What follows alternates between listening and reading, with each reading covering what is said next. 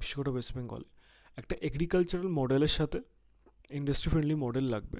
সেখানে একটা খুব অদ্ভুত ব্যাপার হয়ে গেছে, বিভিন্ন বাচ্চা বাচ্চা ছেলেমেয়েরা স্টেট ছেড়ে চলে যাচ্ছে।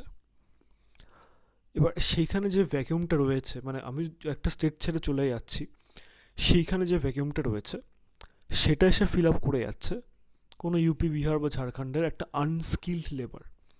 সেটা একটা খুব বড় বিষয়, এবং এইটার জন্য সবার প্রথম যেটা দরকার সেটা হচ্ছে ভূমিপুত্র সংরক্ষণ।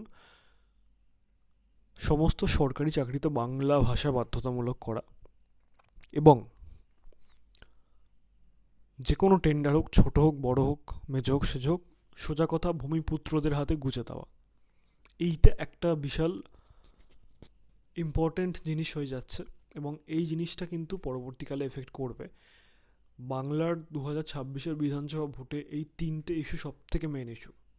একটা হচ্ছে ভূমিপুত্র সংরক্ষণ আইন প্রণয়ন করা, দ্বিতীয়ত হচ্ছে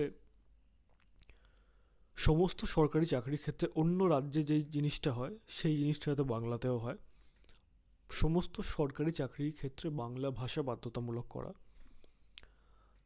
তৃতীয়ত হচ্ছে যে কোনো টেন্ডার হোক, সে ছোটো হোক বড় হোক, সেটা যাতে বাংলার ভূমিপুত্ররা পায়।